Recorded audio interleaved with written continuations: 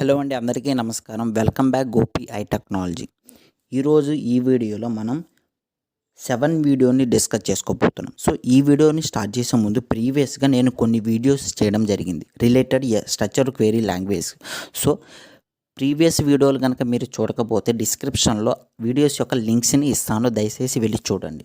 So వీడియోని start చేసేద్దాం. So ఈ వీడియోని స్టార్ట్ చేసే ముందు ఈ వీడియో అజెండాని చూసేద్దాం. సో అజెండా వచ్చేసేపటికి advantages and disadvantages of SQL structure query language. ఈ స్ట్రక్చర్ క్వెరీ లాంగ్వేజ్లో అడ్వాంటేజెస్ ఎలాగైతే ఉన్నాయో డిసడ్వాంటేజెస్ కూడా ఉన్నాయి. సో ఆ అడ్వాంటేజెస్ ఏంటి, డిసడ్వాంటేజెస్ ఏంటి అన్నది ఈ వీడియోలో చెప్పుకోబోతున్నాం. సో లేట్ చేయకుండా వీడియోని స్టార్ట్ చేసేద్దాం. సో ముందుగా వచ్చేసేపటికి advantages of SQL. So first point వచ్చేసేపటికి faster query processing. So structure query లాంగ్వేజ్లో ఉన్నటువంటి క్వెరీస్ని యూజ్ చేసుకొని మనం ఫాస్ట్గా ఈజీగా డేటా అనేది డేటాబేస్లో కానీ టేబుల్లో కానీ స్టోర్ చేయడానికి యూజ్ అవుతుంది. ఓకేనా, లార్జ్ అమౌంట్ ఆఫ్ డేటాని మనం స్టోర్ చేయడానికి అండ్ మ్యానిపులేట్ చేయడానికి యూజ్ అవుతుంది. అండ్ అలాగే second one, no coding skills. ఈ స్ట్రక్చర్ క్వెరీ లాంగ్వేజ్ని యూజ్ చేయడానికి ఎటువంటి స్టూడెంట్కి కానీ ఎటువంటి వ్యక్తికి కానీ ఎటువంటి ప్రోగ్రామింగ్ స్కిల్స్ లేకపోయినా కానీ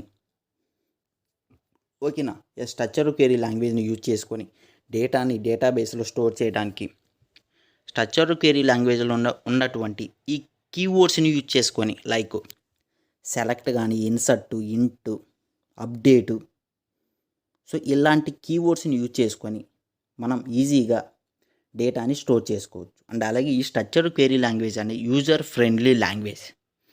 ఓకేనా. సో నెక్స్ట్ వన్ వచ్చేసేపటికి స్ట్రక్చర్ క్వెరీ లాంగ్వేజ్ అనేది స్టాండర్డైజ్డ్ లాంగ్వేజ్.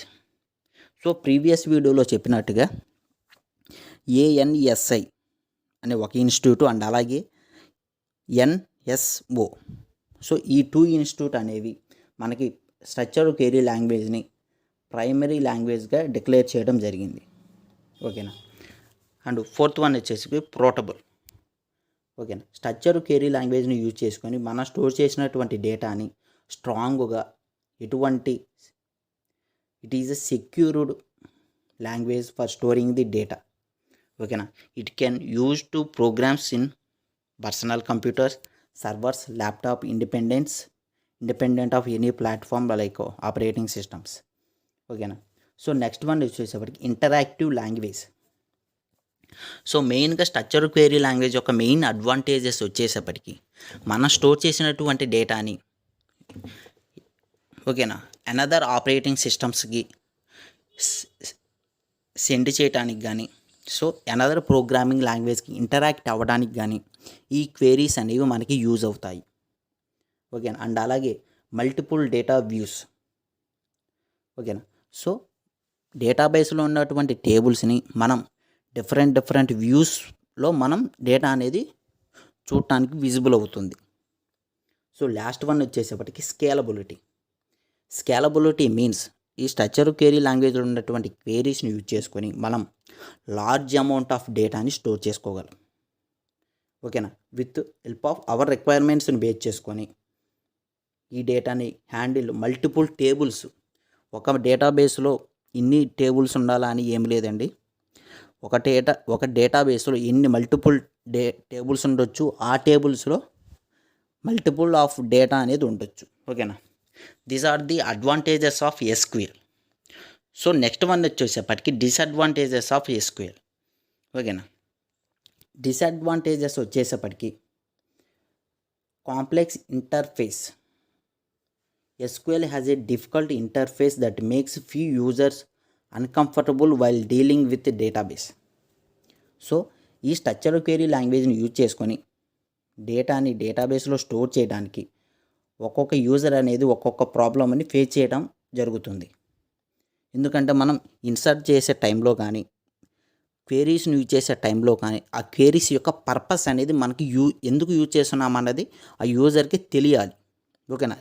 ఈ క్వెరీని మనం ఎందుకు యూజ్ చేస్తున్నామో యూజర్ కనుక తెలియకపోయినట్లయితే సో ఆ టైంలో ఆ యూజర్కి డిఫికల్ట్గా అనిపిస్తుంది. ఓకేనా. అండ్ అలాగే కాస్ట్. సో SQL అనేది free of structure query language, but ఈ స్ట్రక్చర్ క్వెరీ లాంగ్వేజ్ అని సమ్ వర్షన్స్ అనేవి కలిగి ఉంది.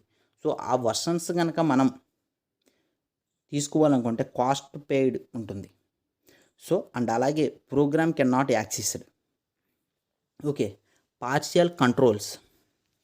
సో మనం ఒక డేటాని ఒక డేటాబేస్లో స్టోర్ చేయడానికి సమ్ బేసిక్ కంట్రోల్స్ని బేస్ చేసుకొని డేటా అనేది స్టోర్ చేస్తాం.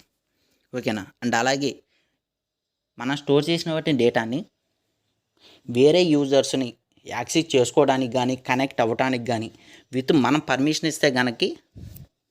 పర్మిషన్ ఇస్తేనే వేరే యూజర్స్ అనే వాళ్ళు చూడటానికి విజిబుల్ అవుతుంది. ఓకేనా. This is the main disadvantages in structure query language. And అలాగే limited query performance. So limited query performance అని ఎందుకంటున్నామంటే లిమిటెడ్ క్వెరీస్, సో స్ట్రక్చర్ క్వెరీలో ఉన్నటువంటి క్వెరీస్ని యూజ్ చేసుకొని డేటా అనేది మనం స్టోర్ చేస్తాము. సో ఈ క్వెరీస్ అనేవి మనం SQL స్ట్రక్చర్ క్వెరీ లాంగ్వేజ్లో ఉన్నటువంటి క్వెరీస్ అన్నిటిని మనం యూజ్ చేయము. ఓకేనా. ఏ క్వెరీని ఏ ప్లేస్లో ఏ పర్పస్ ఆఫ్లో యూజ్ చేస్తున్నాం అన్నది ఇక్కడ మ్యాండేటరీ. సో ఈ క్వెరీని యూజ్ చేసుకొని మనం ఈ అమౌంట్ ఆఫ్ డేటాను మాత్రమే స్టోర్ చేసుకోగలం. ఓకేనా. ఫర్ ఎగ్జాంపుల్ మనం ఒక టేబుల్ కనుక క్రియేట్ చేసి ఒక క్వెరీని యూజ్ చేసుకొని ఒక డేటాని ఇన్సర్ట్ చేసినట్టయితే, ఫర్ ఎగ్జాంపుల్ 5 rows ఆఫ్ డేటాని మనం ఇస్తున్నప్పుడు 5 rows ఆఫ్ మినిమం డేటాని స్టోర్ చేసుకుంటుంది. ఫర్ ఎగ్జాంపుల్ ఆ 5 డేటా ప్లేస్లో మనం 10 rows ఆఫ్ డేటాని కనుక ఇన్సర్ట్ చేసినట్టయితే అది తీసుకోలేదు. సో ఎందుకంటే మినిమం 5 rows ఆఫ్ డేటాని మాత్రమే ఆ క్వెరీ అనేది ఎగ్జిక్యూట్ అవుతుంది. సో అందుకని లిమిటెడ్ క్వెరీ ఆఫ్ పర్ఫార్మెన్స్ డిసడ్వాంటేజెస్గా చెప్పడం జరిగింది. So this is about advantages and disadvantages of SQL. So ఈ వీడియో కనుక మీకు నచ్చినట్టయితే like, share, comment and don't forget to subscribe Gopi I Technology. Thank you to all.